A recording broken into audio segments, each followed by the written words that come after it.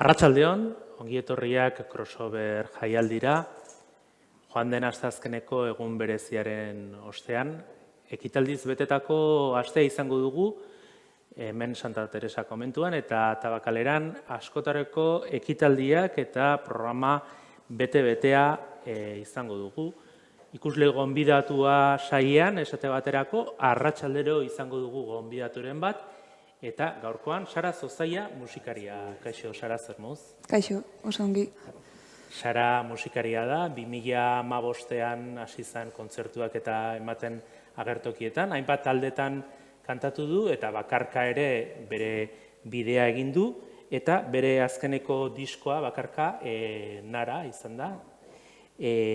Baina gaur uste musikaz ezin dugula hitzein dezakegu, baina tokatzen dena da telesaietaz hitz egitea eta horri emango diogu bide. Izan ere, crossover telesaien inguruko jaialdi bada, telesaien kultura du ardatz, Gipuzkoako Diputazioko Kultura Departamentuak antolatzen du, eta hurrengo egunetan askotariko gaiak landuko ditugu solasaldietan, proiekzioak izango dira, eta gaurkoan Sara Zozaia musikariarekin telesaiez hitz egitea egokituko zaigu.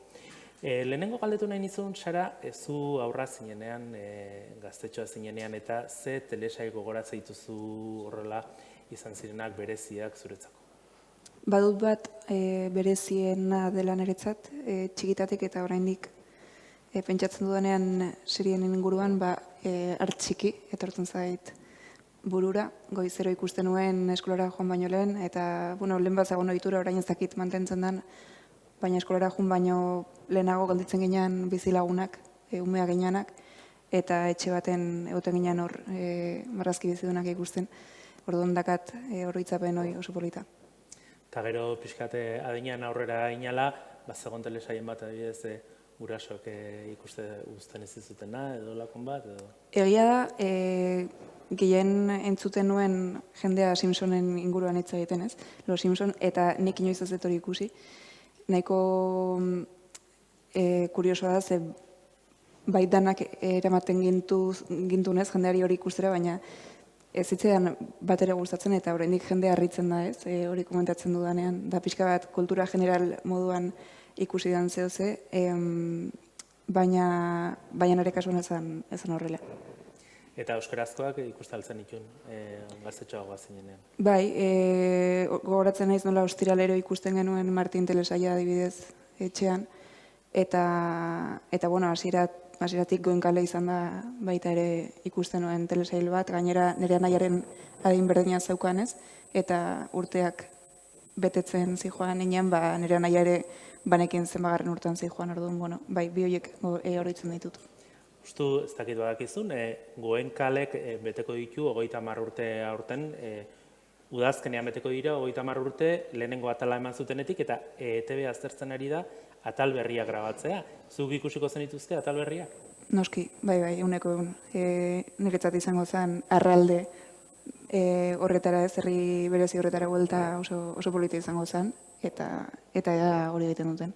Sintonia horre euskaldun askok dugu buruan, ez? Hasierako karetako sintonia hori nola gogoratzen duzu? Sentimenduak eragiten dizkizu? Jo, bai, egia da, gogoratzen dudanen eta adibidez egon dira nire bizitzan momentu asko Goenkaleri lotuta. Adibidez gogoratzen ez Madrilera joan eta txapas ikusi nuenean, ez? Metroan eta izan pertsonai oso garrantzitsu bat telesaian, baina baita bizitzan, eta gero adibidez nik Pertiga gainuen, denbora motz batean, eta Naro Agirre kameo bat egiten agertu zen. Orduan, ezakin nire bizitza joan da oso lotuta, usteet telesai horretara, eta badaude elementu batzuk garrantzitsua direnak. Naro Agirrek kameo baino personaje... Gehiago, ez? Bai. Izan zuen gainera Itziar Ituñoren bikotekidea zen, uste? Egia da, bai. Bira. Itziar Ituño, nekane beitia personajea zen, eta Naroa izena zula. Usteet, baietz. Baina egia da usteet, oazen manken entzutela sketch bat, Naro Agirre Goenkalen, Pertea batekin, gogoratzen zera. Bai. Ondo. Hala ere, Egia esan, euskarazkoak bai, baina atzerrikoak hainbeste telesail daude, eta ziur naiz izan direla telesail batzuk estatu batuetakoak adibidez gustora ikusi dituzunak, eta zein nola izan da gehien, zure telesail kutxunetakoa? Badauzkat batzuk buruan, adibidez The Office asko gustatzen zait. Originala baina gustatzen zait gehiago estatu batuarra. Edo agian okerra nago. Inglesa da, inglesa bestea gehiago gustatzen zait. Baina gero gehiago da ingleseko sortzailearen edo, beste serie bat ikusi dut eta asko gustatu zait baita ere. Baina bai da The Office gainera ez dut bukatu oraindik. Orduan, denboran zeharrez, ikusten joan zehose, oso ona iruditzen zait. Eta beste telesail bat esango nuke Larry Daviden Curb Your Enthusiasm. Nik Seinfeld ez nuen ezagutzen, Seinfelden sortzailea da Larry David, eta pandemia garaian ezagutu nuen telesail hau, eta egunero ikusten genuen bazkaltzeko orduan, eta entzigun ezakit, pasarte huts hori, bete zigun humorez eta kolorez, ez? Osea, dakat oso oroitzapen ona, eta orain justu atera dute azken denboraldia, baina ez dut ikusi, nahi dut momentu egoki batean ikusi, hasi kain nahi zor pixkak gordetzen denboraldi hori. Claro, telesaien kontsumoa asko aldatu da, zue aipatu duzu, Martin garai batean astero atal bat ikustearena, azkeneko urteetan jendeak ikusten ditu errenkadan hainbat atal edo aukeratzen du nola ikusi. Zuk pixkat hori, kontsumo hori nola ikusi ez du, pandemiare aipatu duzu eta pandemian ere jende pila bat hasi zen plataformetan arpietza egiten eta asko hasi zen baita ere kontsumoa. Zuk pixkat hori nola bizitzen duzu? Claro, da pixka bat, nik uste lehen geundela lasaiago kontsumitzeko forma horretan sanoagoa iruditzen zait, pazientzia baita gehiago lantzen genuen, eta orain hainbeste eduki daukagu gure eskura ez, infinitoa da ikusi ezakegun guzti hori. Orduan oso zaila da alde batetik aukeratzen zer ikusi, eta bestetik denbora hori mugatzen. Orduan, uste dela oso lan pertsonala eta bakoitzak bere erara egiten du. Gero, egia da gustatzen zaita, nire izebak askotan esaten dit, telesail bat hasi eta asko gustatzen bazaio, etxean egoten da igual astebete hori ikusten eta jazta, ez? Eta horrek badu baita ze gustatzen zaidana, eta pasa ditut igual asteburu bat telesail bat ikusten eta jazta, baina egia da ez dela egin sanoa, eta zaila dela. Zaila da orain dena dugulako eskura, ez? Eta hori askotan da igual gehiegi. Alare badaude telesail gutxi batzuk, astero estrenatzen duten atal bat, eta ez dakit horiek ere gogoko dituzun. Neri gustatzen zait hori bai. Pixka bat, eta horregatik uste dut ez, Larry Daviden azken denboraldia bari naiz, denbora guzten ikusteko momentu, aukeratzen dugun momentu batean. Uste dut gauzak azkardatu zenean, eta inungo pazientziarik ez dugunean lantzen, askotan ez dugu hainbeste baloratzen, ez? Eta hype txiki hori sortzen danean, gero agian atentzio gehiagorekin ikusiko dugu datorren hori. This Is Us, telesaia, desango zen? Da oso intensoa, oso ona iruditzen zait. Eta gero doka ez dakit ze kapazitatea, baina saio bakoitza, kapitulu bakoitza da pasatzen da guztia, ez? Eta esaten duzu, trama ezingo da gehiago luzatu, baina bai luzatzen da. Ze, klaro, azkenean pertsona baten bizitzak dazka mundu pila bat, ez? Eta hor dizizazen lantzen da asko pertsonaia bakoitzaren unibertso mundu guzti horiek. Orduan, klaro, trama infinitoa da, ze pertsonaien bizitzak ere aurrera egiten dute, denborekin jolaste horrek bai ematen dizu joku pila bat, eta oraindik ez dut bukatu ez da ere. Hor dakat, intenso nagonean, badakitza ikusi ez, eta gutxinaka kontsumitzen dudan telesail bat da. Hori ondo dago ez, izatea nola baitere horre telesail bat, badakizula koskein diozeiok ez zula eusen momentutan, ez da? Bai, gustatzen zait. Hor edukitza gainera irakurri nuen aurrekoan, ez? Ume bat galdetzen zion aitari, ze pasatzen da liburu bat bukatzen dezunean pertsonaiekin, nora joaten dira, ez? Eta hori gertatzen zainari baita ere, telesail bat bukatzean edo liburu bat bukatzean bertako pertsonaiak ezabatzen dira erabatean. Orduan gustatzen zait pertsonaia horiek mantentzea bizirik eta nozbeinka beraiengana joan eta gehiago ezagutu. Batzuk hile egiten dira ere bai serietan, baina hala ere galdetu nahi nizun gidoiak, ez dakite, fijatzen zara gehiago telesaietan, gidoietan, aktorengan, zer gehiago? Geroz eta gehiago gidoian egia esan. Eta harrapatzen hauen telesaia normalan izaten da, espero ez dudan hori esaten denean, ez? Gidoi landu eta on bat danean, eta uste hainbeste eduki daukagu eta hainbeste eduki ikusten dut, kontsumitzen dut asko egia esan, eta geroz eta gutxiago gustatzen zait gidoi prediktibleak ikusten ditu danean, eta uste horrekiko gero agian baita ere gidoigintza geroz eta zailagoa da, ze gidoigintza edo sorkuntza, ze bai publikoak hainbeste kontsumitzen dugu, zeo zerk mugitzea pertsona bat, ez, audientzia igual geroz eta zailagoa baita gertatu daiteke. Orduan, bai, gidoia oso garrantzitsua. Predeciblea esan dezunean, etorri zait burura askotan Netflixeko telesail batzuk, neko predecibleak izaten dira. Ez tegit zuri ze plataformatako edukia guztez ezkizut gehiago. Ez hori da asuntoa, ez?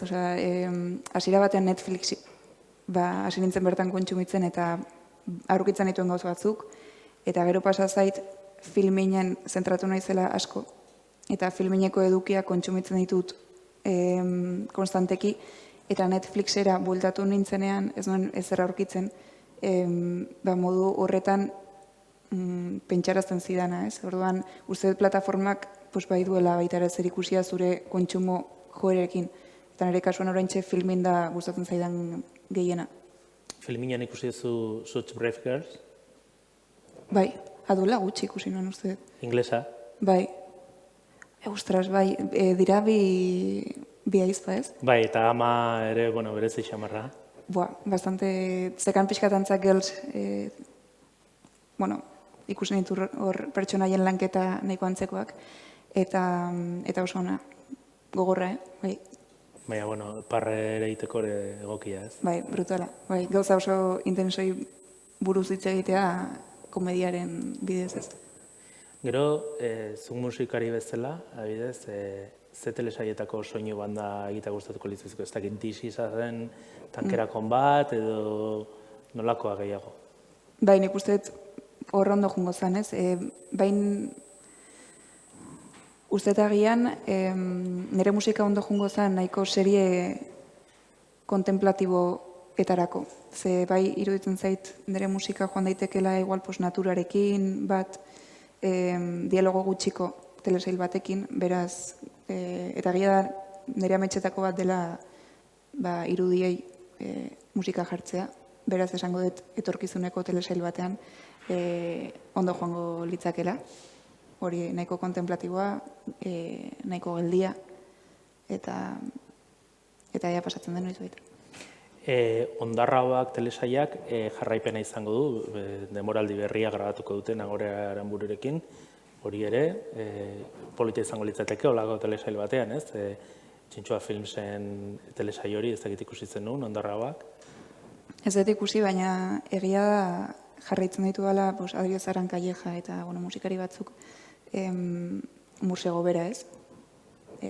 Eta fijatzen ez asko, baita hemen egindako produkzioetan agertzen diren sortzaileak. Beraz, oraindik uste daukadala ikasteko asko, uste ez dela momentua, ze bai igual denbora behar da, horrelako zertan ibiltzeko, baina bai gainera hasi errenteria baita ere musikagileak orain hasi da pelikuletan, telesaietan musika jartzen, eta asko eragiten du nik uste dut, irudiari asko eragiten dio. Piskate ikusle bezala, ze ikusle gonbidatua, zaitugu gaur, zure ametxetako telesailea, pixkat nolako, ze ezagorra izan marko lituzke, oraindik asmatu ez duten telesail bat, eta ikusiko zenukela hola, ez dakite, irrika hondiz. Neri gustatzen zait dana oso kostumbrista, orduan Horregatik uste dut This Is Us bezalako telesail bat dela nire favoritoetariko bat, ez? Ez dakit nola izango zen, baina bai pertsona oso landuak izango lituzke telesail horrek, eta uste dut ikasiko nukela asko kapitulo bakoitzarekin. Uste dut gidoia dijoala oso lotuta ikasketarekin, ez? Eta askotan esaten dutenak, pertsonaiak esaten dutenak, bapizten dizu zeo ze barruan edo erakusten dizu zerbait. Eta uste dut, gustatuko litzaidakeela hori ikustea telesail batean, eta hemen egindako produkzio bat izatea gustatuko litzaidake. Badakit oso zaila dela produkzioak egitea eta gainera ondo eginak direnean finantziazio asko behar dela, musikan baina inkluso zailagoa da, lehen ari ginen izketan, baina geroz eta gehiago gustatzen zait hemengoa kontsumitzea, beraz, etorkizunuke hori hemen egina izatea gustatuko litzaidake. Nik gogoan dut, Euskal Herriko azkeneko bi produkzioetako bi telesail, primeran plataforman estrenatu direla, Itxaso eta Ture Detektibia, gainera, primeran plataformaz gero itzengo dute, hemen solasaldi bat izango da primeran plataforman inguruan, eta hortaz galdetu nahi nizuke, primeran plataforman azken aldian ikusi duzu ekoizpenen bat?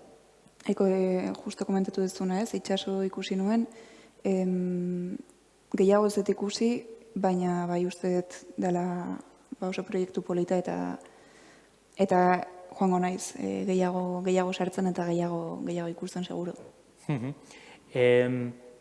Crossover jaialdian gaude eta baita ere galdetu nahi nizun nolabait ere telesaien inguruan ikusten da, ez?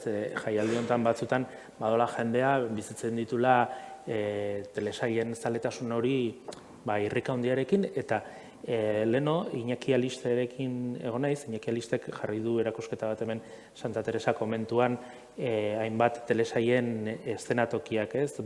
Etxeak eta hoien planoak eta hoiekin indu erakusketa bat, eta berak aldiz esaten zuen, bera ez dagoela, nolabait ere azken orduko telesaio horiekin ez dagoela garai batekoak nahiago ditula, eta ikusten dula ere jende bat oso gelditzen da oso harrapatuta, eta ikusi ez azkeneko atalan ez dakizerena, eta hori pixkat, orduan, galdetu nahi nizun, nolabait ere, zaletasun, muturreko zaletasun horrek, dituen gauza honak, eta baute dituen gauza txarrak. Nik uste dut oso lotuta dagoela, agian lehen komentatzen nuen eskaintza infinito horrekin, ez?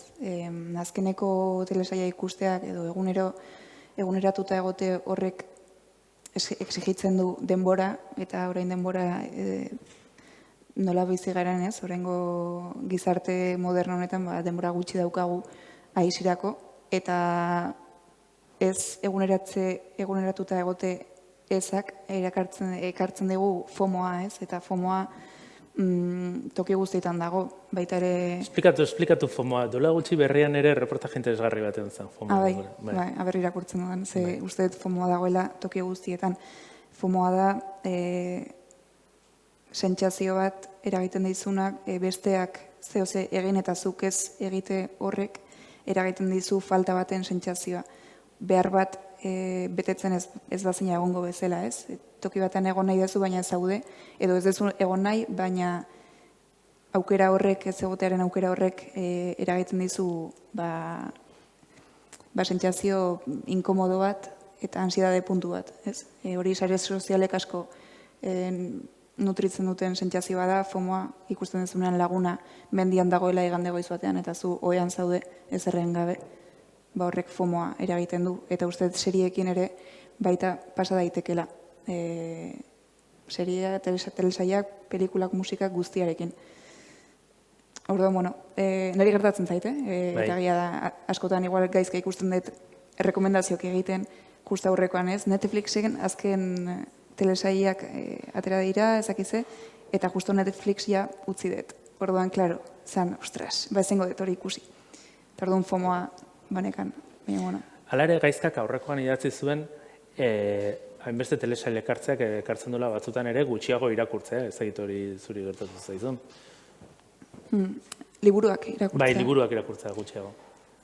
Neri ez, ze oso liburu irakurlea naiz, egunero irakurtzen dut, eta hori egia esan da nire eguneko momentuan non pantaiak ez dauden, non denbora galditzen den, eta uste dut hori oso ondo mantentzen dudala, eta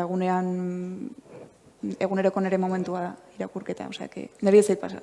Eta lehen aipatu duzu, imaginatuko zenukela, ametxetako telesaila, zerbait kostumbrista, baina ez dakit adibidez, zuk ere, konposatzen dituzue taldean eta bakarka kanta asko, eta kanta horietan ere historia asko daude. Ez dakite, pentsatu izan duzu noizbait, kanta honen historiarekin agian noizbait peli bat edo telesail bat edo egin ziteken?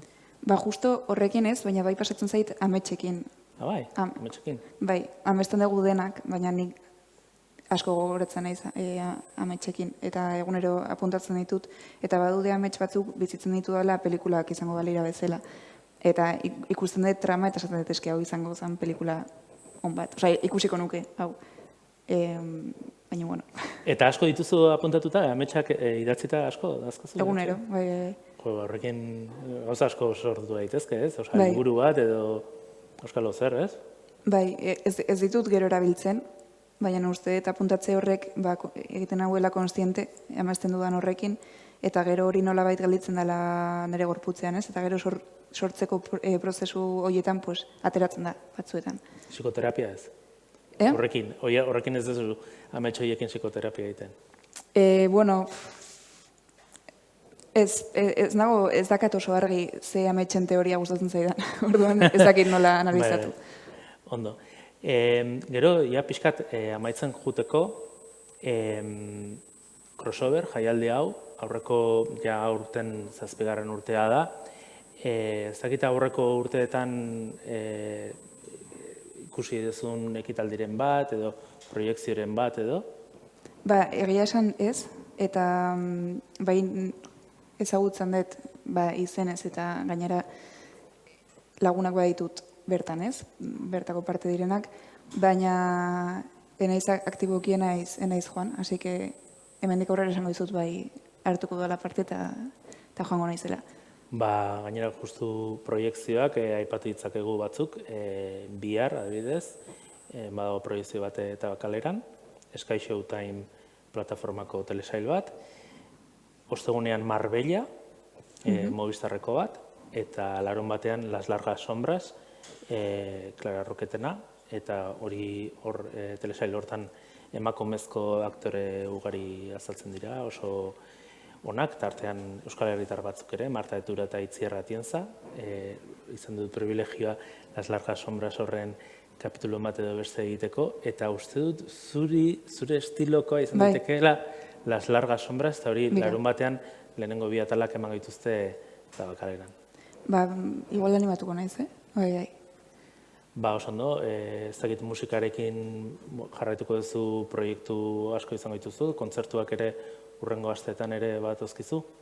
Bai, asteburuan larun batean agian bai joango naiz, ze kontzertua aldatu dugu dataz, baina aurreko egunean eta aurrengo egunean kontzertuak ditut, beraz agian plan polita izan daiteke, pixkat deskansatzeko, eta eskerrik asko denagatik, Sara. Mila esker zuri. Ongo gara beste egunen batean hemen crossoverren, eta zuei mila esker arretagatik, eta jarraitu crossoverreko ekitaldiaz disfrutatzen, hemendik minutu gutxira izango duzue, primeran euskara eta fikzioaren gaiaren inguruan inguru bat, eta eguna bukatzeko eguneroko telesailen gaineko inguru bat baita ere.